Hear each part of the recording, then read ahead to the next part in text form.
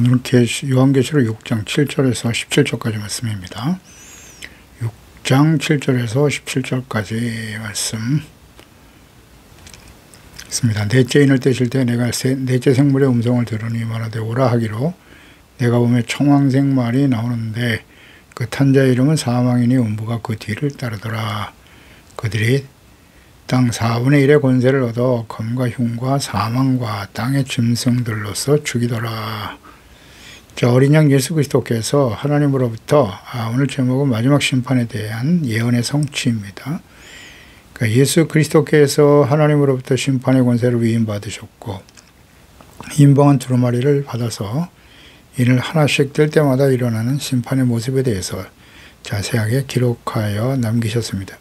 하나님께서 장차 일어나게 될 마지막 심판에 대한 계시의 말씀, 계시는 하나님의 뜻이고 계획이고 예언의 말씀이며 반드시 성취됩니다. 장차 반드시 일어날 일에 대한 예언의 말씀이죠. 1장 1절 시작에 예수 그리스도의 계시라고 말씀하셨고, 이는 하나님의 계획에 주사 반드시 속히 그랬어요. 일어날 일들을 그 종들에게 보이시려고 그의 천사를 그 종 요한에게 보내 알게 하신 것이다 라고 하셨습니다. 반드시 속히 일어날 일들입니다. 이것이 이제 요한 계시록, 이 계시의 말씀에 대한 하나님의 뜻이죠. 이제 셋째 인까지 우리가 보았습니다. 이제 이어서 넷째 인의 심판이죠. 7절로 8절인데 이 청황색 말은 죽음을 의미하는 것이죠. 전쟁이 일어나고 경제적으로 궁핍하게 되어 수많은 사람들이 죽게 됩니다. 청황색 말이 나오더라. 탄자의 이름은 사망이네요. 넷째 심판은 죽음의 장면을 잘 보여주는데요. 여기서 청황색 말이 나와 그 탄자의 이름이 사망이다. 이는 음부가 그 뒤를 따르더라 그랬어요. 이 사망에 해당하는 헬라어가 다나토스. 이 70인역에 보면 이 다나토스가 온역을 의미하는 단어로 기록되어 있죠. 그러니까 온역을 의미하는 히브리어 단어가 데베르인데, 이 데베르를 번역한 헬라어 다나토스가 바로 이 사망입니다. 이것은 무서운 전염병의 발생을 의미하는 것이죠. 전염병이 얼마나 무서운가는 우리는 역사를 통해서 확인할 수 있습니다. 중세에 일어났던 패스트, 유럽 전역을 휩쓸어 많은 사람이 죽었습니다. 현대전에 있어서 가장 무서운 무기가 바로 생화학 무기라고 하죠. 전쟁에 절대 사용하지 말라라고 정해 놓았습니다. 이 걸프전 때에도 가장 우려했던 것이 이라크와 스커드 미사일의 생화학 무기를 장착하여 발사하는 일이었습니다. 이것 때문에 이제 미국이 전쟁을 일으켜서 걸프전을 치렀던 것을 우리가 잘 압니다. 그러니까 심판으로 인한 이 전쟁에 생화학 무기로 인해 온역이 퍼져서 수많은 사람들이 죽어간다고 생각해 보세요. 그 전염병이 얼마나 무서운지는 우리가 최근에 발생했던 코로나19로 인해서 충분히 경험했죠. 그러니까 이것은 이제 하나의 예고편에 불과해요. 실제로 이런 전염병, 코로나19보다 더 강력한 전염병은 얼마든지 언제든지 일어날 수 있습니다. 이것을 우리는 분명히 경험했습니다. 에스겔 14장 21절에도 보면 주 여호와께서 이같이 이르시되 내가 나의 네 가지 중한 벌 곧 칼과 기근과 사나운 짐승 전염병을 예루살렘에 함께 내려 사람과 짐승을 그 중에서 끊으리니 그 해가 더욱 심하지 아니하겠느냐라고 말씀하죠. 칼, 기근, 전염병, 전형적인 하나님의 심판의 도구입니다. 땅 4분의 1의 권세를 얻어 검과 흉년, 사망, 기근도 찾아오고 땅의 짐승으로서 죽이더라. 땅 4분의 1의 권세니까요. 인류의 4분의 1이 죽는다는 것은 4분의 1이면 뭐 대략 20억에서 28억 사이에 사람들이 죽어간다는 거예요. 엄청난 사람이 죽어간다. 검은 전쟁이고 흉년은 기근입니다. 땅의 짐승으로는 전쟁 이후에 나타난 황폐로 인해서 자연 속에 일어나는 피해라고 볼 수 있겠죠. 이제 다섯째 인이 나옵니다. 9절 50절에 다섯째 인을 뗄 때 내가 보니 하나님의 말씀과 그들이 가진 증거로 말미암아 죽임을 당한 영혼들이 제단 아래 있어 큰 소리로 불러 이르되 거룩하고 참되신 대주제요 땅에 거하는 자들을 심판하여 우리 피를 갚아주지 아니하시기를 어느 때까지 하시려 하나이까 라고 탄식하고 있네요. 5죄인을 뗄 때 하나님의 말씀과 그들이 가진 증거로 말미암아 죽임을 당한 영혼들이 있었다. 그 복음을 전하다가 순교당한 영혼들이죠. 복음을 위해서, 의를 위해서 박해를 받고 순교한 성도들, 그 순교의 제물이 되었다라는 것을 의미하는데요. 그들은 하나님의 공의가 실현되기를 간절히 바라며 부르짖고 있습니다. 그들의 부르짖음은 다음과 같습니다. 이렇게 우리가 이해할 수 있겠죠. 복음을 전하는 자들을 죽인 악하고 패역한 원수들에 대한 하나님의 공의의 심판을 언제까지 기다리게 하실 것입니까? 인류를 구원하기 위해서 하나님의 말씀을 증거하고, 하지만 이를 방해하고 박해하는 악한 자들, 속히 심판해 주실 것을 호소하는 것입니다. 이 땅에 언제 하나님의 공의가 실현되겠습니까? 라고 탄식하는 것이죠. 이러한 탄식은 악을 행하고 돌이키지 않는 하나님의 백성들로부터 시작해서 모든 시대에 하나님과 복음, 그리스도를 대적하는 자들이 세상에 가득합니다. 그러나 하나님께서는 그것을 결코 좌시하지 않으실 것입니다. 노아의 때를 보세요. 하나님께서 모든 사람들의 생각이 항상 악한 것을 보시고 사람 지으신 것을 한탄하셨다, 탄식하고 계시는 겁니다. 그래서 하나님의 때에 반드시 하나님의 공의가 실현될 것입니다. 악이 충만해지면 하나님의 공의의 실현은 시작됩니다. 그래서 이런 악한 시대에 지금 우리가 살고 있죠. 가면 갈수록 세상은 더 악해질 거예요. 더 악하고 완악하고, 그 중심에 교회와 하나님의 자녀들의 부패와 타락이 나타나겠죠. 그것이 이제 원인이 될 것입니다. 과거의 이스라엘 백성들이 부패하고, 특히 제사장들이 하나님의 말씀을 가르치고 바르게 이끌어야 될 지도자들의 타락. 그렇습니다. 로마서 12장 19절에 보면 하나님의 공의 심판은 변하지 않는 하나님의 속성이죠. 내 사랑하는 자들아, 너희가 친히 원수로 갚지 말고 하나님의 진노하심에 맡겨라. 기록되었을 때 원수가 없는 것이 내게 있으니 내가 갚으리라. 주께서 말씀하시니라 그랬습니다. 그렇습니다. 이 악한 자들에 대해서 하나님께서는 주님의 때, 이 마지막 심판의 때죠. 이때가 바로 하나님께서 정하신 때이기 때문에 절대 피할 수 없을 것입니다. 이 순교자들이 그 부르짖음에 대해서 주님께서 대답하십니다. 6장 11절이죠. 각각 그들에게 흰 두루마리를 주시며 아직 잠시 동안 쉬되 그들이 동무 종족과 형제들도 자기처럼 죽임을 당하여 그 수가 차이까지 하라 하시더라. 흰 두루마기를 주시며 흰옷, 정결함, 의로움, 생명과 승리를 의미하는 것이죠. 복음을 전하다가 순교당한 사도들, 성도들에게 주시는 상급입니다. 천국의 영광에 참여하는 상급이지요. 디모데후서 4장 8절에 7절 8절에 이제 사도 바울이 마지막 유언과 같이 남긴 말씀이죠. 믿음을 지키고 자기의 달려갈 길을 다 달려가고 선한 싸움을 싸워 승리했을 때 하나님께서 이제후로는 나를 위하여 의의 멸류관이 예비되어 하였다. 주 의로우신 재판장이 그날에 주님 앞에 서는 날 내게 주실 것이고 내게만이 아니라 주의 나타나심을 사모하는 모든 자에게도 하나님께서 허락해 줄 것이다. 의의 멸류관, 예수께서 천국 혼인잔치의 비유를 들어 말씀하실 때도 마태복음 22장 2절이야 천국은 마치 자기 아들을 위하여 혼인잔치를 베푼 임금과 같다 말씀하셨고요. 이에 종들에게 이르되 혼인잔치는 준비되었으나 정한 사람도 합당하지 않다.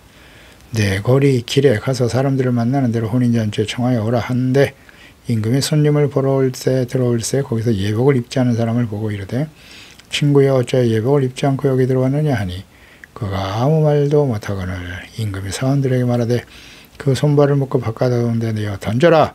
거기서 슬피 울며 이를 갈게 되리라 하니라. 그렇습니다. 이 시대에 잔치가 배설되면 그 잔치에 들어갈 때 반드시 예복을 입고 들어가야 한다고 하죠. 또 예복도 준비되어 왔다고 해요. 그런데 예복을 입지 않고 들어왔기 때문에 슬피 울며 버려지더라는 거 바깥가운데 버려진다. 그러니까 이 예복이 없이는 하나님의 천국잔치에 참여할 수 없어요. 그 예복이 무엇이냐? 흰 두루마기. 흰옷이라고 하는 건 성결, 거룩, 의입니다. 의. 이 의가 없이는 아무도 천국에 들어갈 수 없습니다. 성결과 거룩의, 그러니까 예수 그리스도의 십자가 대속의 은혜로 말미암아 회개하고 죄사함 받고 의롭다함으로도 살아가는 동안 늘 경건과 거룩한 삶을 지켜 주님의 말씀을 듣고 지켜 순종하는 하나님의 자녀들이 되어야 주님 앞에 설 수 있는 거예요. 주여 주여 하는 자마다 다 천국에 들어갈 것이 아니라 내 아버지의 뜻대로 행하는 자라야 들어가리라 말씀하셨잖아요. 의롭다함을 얻은 이후에 믿음으로 은혜로 구원받았죠.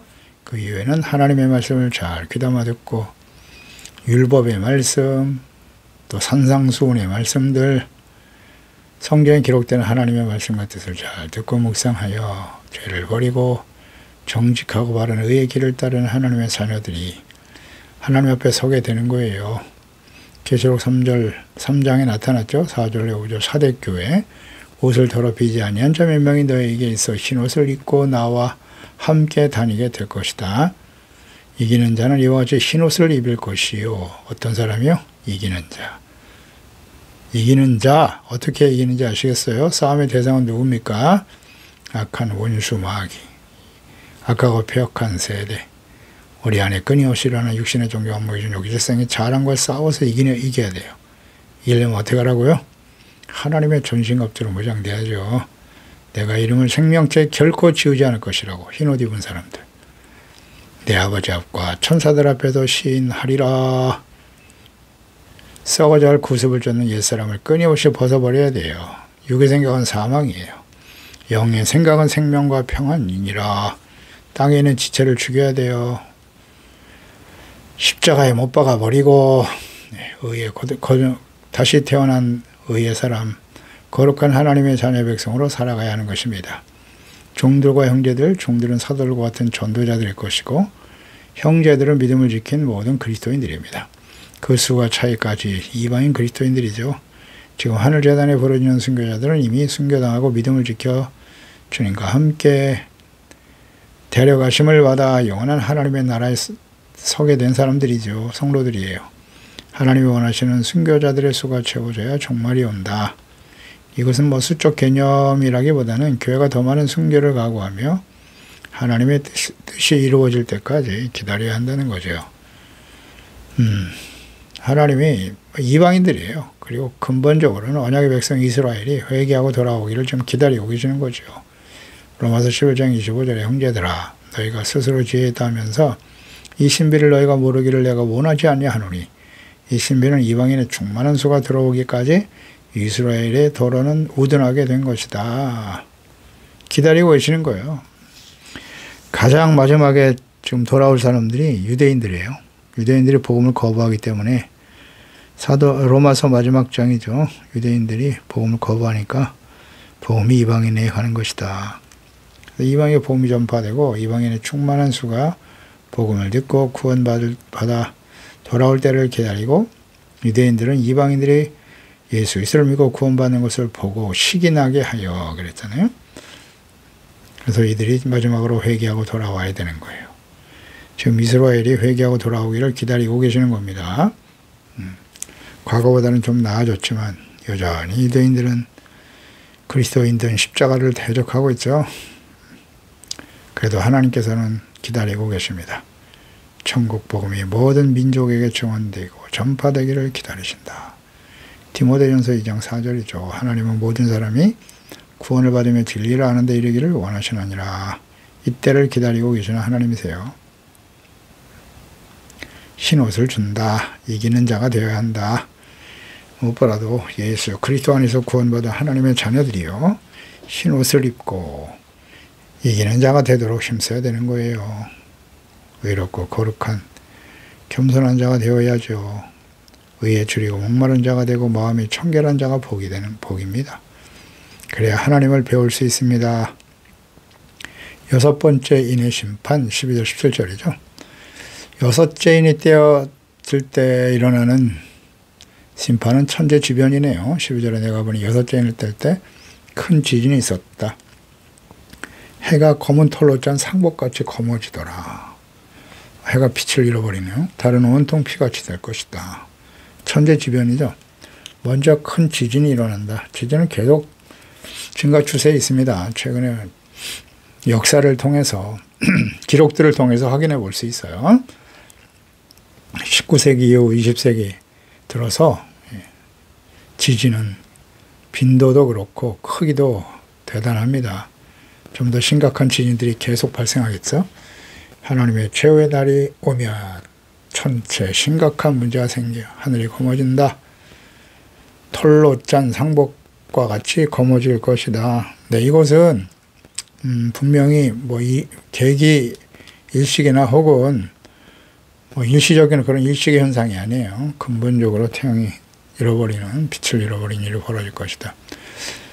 이사야 13장 10절에 하늘의 별들과 또 별 무리가 그 빛을 내지 아니하면 해가 돋아도 어둡다. 달이 그 빛을 비추지 아니할 것이다. 라고 말씀하고 있고요.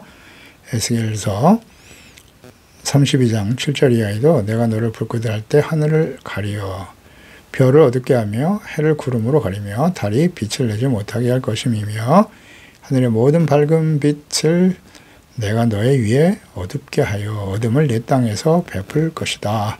주 여호와의 말씀이니라. 13절에 하늘에 별들이 무화과 나무가 대풍에 흔들리며 설익은 열매가 떨어지는 것 같이 땅에 떨어질 것이다 라고 말씀하고 있죠. 설익은 무화과 나무 열매가 잎이 나오기 전에 겨울에 맺히는 푸른 무화과로 약한 바람에도 모두 떨어지는 설익은 무화과를 가리키는 것인데요. 선과실과 같이 별들이 땅에 떨어지는 것은 종말이 임박하였다는 사실을 나타내는 표현이죠. 행성이 떨어지고 운석이 떨어진다. 무서운 일이죠. 이것이 이제 현실이 될 것이에요. 이사야 34장 4절에도 하늘의 만상이 사라지고 하늘이 두루마리같이 말려버린다 그랬고요. 그 만상의 쇠전함이 포도나무 잎이 마름 같고 무화과나무 잎이 마름 같다. 나홈에도 3장 12절에 내 모든 산성은 무화과나무의 처음 익은 열매가 흔들리기만 하면 먹는 자의 입에 떨어진 같이 될 것이다. 마태복음 24장 29절에도 그날 환란 후에 즉시 해가 어두워지고 달이 빛을 내지 아니하면 별들이 하늘에서 떨어진다. 하늘의 권능들이 흔들릴 것이라고 이미 선전을 통해서도 이미 다 말씀하셨고요. 예수께서 마지막 때의 징조에 대해서 이와 같이 분명히 밝혀 놓으셨습니다. 이런 일들이 실제로 일어나겠죠. 하늘에서 별이 떨어진다. 하나님이 지금 막고 계시는 거예요. 그 모든 엄청난 많은 운석들이 있죠. 행성들이 있습니다. 지구 주변에는. 하나님께서 그걸 막고 계시기 때문에 질서 있게 지금 움직이고 있죠. 하나님이 때가 되면 이것이 직접 지구에 떨어지게 될 거예요. 심각한 상황이 벌어지겠죠. 두려운 일입니다. 이런 심판을 예수 그리스도를 믿고 의롭고 거룩한 하나님의 자녀들이 이 땅에서 당하게 하실까요? 정말 무서운 심판인데요. 이거는 마지막 심판이잖아요. 아무리 성경을 통해서 우리가 묵상해 봐도 이런 무서운 심판을 악인과 의인을 함께 심판하신다고요? 그건 하나님의 뜻이 아니에요. 소돔과 고모라를 보세요. 얼마나 무섭습니까? 하늘에서 막 불이 떨어지고 유황불이 떨어지더라. 별이 떨어질 때 보세요. 무서운 불을 일으키고 떨어지잖아요. 하나님이 롯을 건지셨어요. 노아를 건지신 다음에 심판하셨다고요. 그게 맞습니다. 그게 하나님의 뜻이에요. 하나님의 거룩하고 의로운 자녀들이 이 무서운 심판과 환난을 지난다는 것은 아무리 봐도 하나님의 뜻이 아니에요. 잘 생각해 보세요. 14절에 하늘은 두루마기를 말리는 것 같이 떠나가고 각 산과 섬이 제자리에서 옮겨진다고요. 그 지진이 얼마나 큰지 산이 움직여요. 별이 떨어지고 천체 질서가 무너지니까 이런 무서운 일들이 일어난단 말이에요. 성과 산이 제자리를 옮기더라. 별이 떨어지고 큰 지진이 일어나면 엄청난 쓰나미가 발생하겠죠. 그러니까 산 전체가 사라지기도 해요. 섬 전체가 다 사라질 수도 있어요. 그 쓰나미가 얼마나 무서운지는 잘 알고 계시죠? 이런 일들이 벌어지지 않겠어요? 충분히 예상할 수 있는 일이죠. 그런데 하나님의 자녀들이 그런 환난 중에도 하나님 비밀하게 지켜주실 거야. 지구의 3분의 1, 4분의 1이 죽어가는 무시무시한 심판입니다. 어떻게 살아남는다는 것입니까? 불가능하죠. 먼저 데려가시는 게 맞아요. 마태복음 14장에 말씀하신 것처럼 한 사람은 남겨둠을 당하고 한 사람은 데려감을 당한다. 데려가시는 게 맞습니다. 그를 위해서 우리가 근신하고 깨어 있어야 하는 것이죠. 15장의 땅의 임금들과 왕족들과 장군들과 부자들과 강한 자들과 모든 종과 자유인들이 굴과 산들의 바위 틈에 숨게 될 것이다. 권력을 가진 자, 부한 자에서부터 서민의 이리까지 그리스도를 믿지 않는 모든 사람들이 환난과 심판을 당하게 되죠. 이 땅에 있는 사람들은 굴과 산 바위에 숨어서 피해보지만 피할 수가 없습니다. 이 7인의 심판의 순서를 보면 하나님께서, 예수께서 마태복음 24장에서 말씀하신 순서와 거의 정확하게 일치하고 있습니다. 적그리스도의 출현, 전쟁, 기근, 지진, 죽음. 마태복음 24장 10절이야. 너희가 도망하는 일이 겨울에나 안식일에 되지 않도록 기도하라. 이는 그때 큰 환란이 있겠음이라. 창세로부터 지금까지 이런 환란이 없다고 하시잖아요. 무서운 심판입니다. 창세 이후로 그 노아의 심판도 무서운데 이 마지막 심판이 얼마나 두려운지, 예수님의 재림, 이런 무서운 심판의 때가 언제 일어날 것인가, 그때는 오직 하나님 아버지만 아시지만 분명한 징후와 약속이 있단 말이에요. 마태복음 24장 14절이죠. 천국 복음이 모든 민족에게 증언되기 위해서 온 세상에 전파되리니 그제야 끝이 올 것이다. 어떻습니까? 지금 오늘날 시대의 ICT 산업의 놀라운 발전, 3차 산업, 4차 산업으로 혁명으로 이어지는 이 시대, 왜 하나님께서 이렇게 갑자기 사람들에게 엄청난 지혜와 기술과 지식을 발전시켰을까요? 네. 천국 복음이 모든 민족에게 전파되도록 하시기 위해서예요. 하나님의 이 무서운 마지막 심판에 처한 지구촌에 오직 유일한 소망은 복음이에요. 온 세상에 전파되는 일뿐이기 때문에 복음이 모든 민족에게 전파되는 일에 힘쓰며 기도해야 되는 것이고요. 지금 우리가 그때가 임박했음을 잘 알고 살아가야 하는 것입니다. 알고 있나요?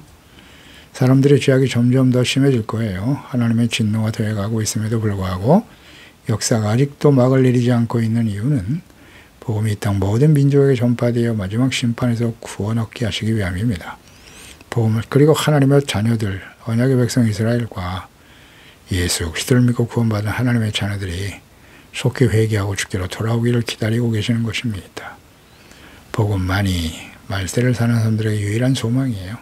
심판의 날이 다가오고 있는 말세 우리가 살아가야 될 이유가 있다면 예수 그리스도의 복음이 전파되는 일이고 의와 거룩함을 회복하는 겁니다. 복음은 사람들을 구원하고 그들로 하여금 하나님 앞에 바로 서게 하고 이 어둡고 저물어가는 역사 속의 마지막 생명과 구원의 등불이 될 것입니다. 16, 17절 말씀에도 보면 산들과 바위에게 말하되 우리 위에 떨어져 보좌에 앉으시니 얼굴에서 와 어린 양의 진노에서 우리를 가리라. 그 진노의 큰 날이 이르렀으니 누가 능히 서리요? 설 수 없어요. 누가 능히 서리요? 설 수 없습니다. 아무도. 그래서 천상에 속한 자가 돼야지, 이 땅에 속한 자가 되면, 이 땅에 남는 자가 되면 이 심판 견딜 수 없습니다. 하나님의 심판들은 그 누구도 피할 수 없어요. 능히 피하고 이 무서운 심판에서 피할 수 있는 길이 뭐라고요? 회개하라, 열심을 내라, 이기는 자가 되라, 성령이 교회들에게 하시는 말씀을 들으라고 마지막 소아시아 7교회 심판 시작되기 전에 교회들에게 경고하시는 겁니다. 회개하고 돌아오라고. 그런 사람들은 능히 피하게 되겠죠? 아무리 하나님 말씀을 전해도 회개하고 돌이키지 않더라. 과거의 이스라엘 백성들처럼 되는 겁니다. 복음을 듣고 믿어 구원받은 우리는 예수 그리스도의 십자가 대속의 은혜의 소중함을 깨닫고 감사하고 늘 두렵고 떨림으로 항상 복종함으로 구원을 이루어가는 진실한 하나님의 자녀들이 되어야 하는 것입니다. 베드로후서 3장 10절이야. 아무리 강조해도 지나치지 않는 말씀이죠. 그날에 하늘이 큰 소리로 떠나간다. 물질이 뜨거운 불에 풀어지고 땅과 그 중에 있는 모든 일들이 다 드러날 것인데 그럴 때 우리는 어떤 사람이 되어야 마땅하냐. 거룩한 행실, 경건함, 하나님의 나라를 일어나기를 간절히 바라보고 사모해야 한다고 말씀하십니다. 거룩한 행실이요. 우리는 그의 약속대로 의의가 있는 곳인 새하늘과 새 땅을 바라보아야 하는 것이에요. 우리는 무엇을 바라보며 살아가고 있나요? 썩어질 세상의 소망을 두고 그것을 바라보며 살아가는 자들이 되어서는 안 된다는 것입니다. 그러므로 사랑하는 자들아, 너희가 이것을 바라보나니 주 앞에서 점도 없고 흠도 없이 평강 가운데 나타나기를 힘쓰라. 아멘. 기도하겠습니다. 하나님 아버지, 7인을 떼는 심판, 그 이전에 교회들에게 하나님의 자녀들에게 먼저 경고하고 책망하셨죠. 소아시아 7교회는 마지막 심판이 시작될 모든 시대 혹은 마지막 오늘 시대에 살아가는 교회와 성도들의 모습을 잘 보여주고 있죠. 그렇습니다. 그런 거로 이제 하나님 앞에 우리가 주의 말씀을 듣고 주야로 묵상하면서 예수 그리스도를 믿고 죄사함받아 의롭다함으로도 하나님의 자녀가 되는 복은 얼마나 소중한가요. 그러나 그들 중에도 이 땅에 남는 자가 있고 하늘의 천상에 속한 사람이 있다고 예수께서 말씀하시잖아요. 두 사람이 함께 밭을 갈고 있었어요. 근데 한 사람은 남고 한 사람은 올라갑니다. 같은 교회 안에서도 남는 사람이 있는가 하면 데려감을 당하는 사람이 있다고 말씀하시잖아요. 요한계시록의 내용은 천상에 속한 데려감을 당한 천상에 속한 사람들은 하나님 앞에 감사와 찬양과 경배를 돌리게 되는 것이고 이 땅에는 이 무서운 심판을 그대로 당할 수밖에 없다는 사실을 우리는 생각하게 됩니다. 이것은 계시의 말씀이고 반드시 이루어질 일이기 때문에 이때 우리는 어떤 사람이 되어야 할까를 잘 생각하게 하세요. 이것은 무슨 상징이나 그런 말이 아니에요. 반드시 이루실 하나님의 약속의 말씀이라고요. 그런 거로 주님 오실 그날을 간절히 바라보고 사모하면서 거룩한 행실 경건함을 지켜가게 하시고 점도 없고 흠도 없이 평강 가운데 거룩함으로 하나님 앞에 설 수 있는 우리 모두가 되게 하여 주시옵소서. 예수님의 이름으로 기도드리옵나이다. 아멘.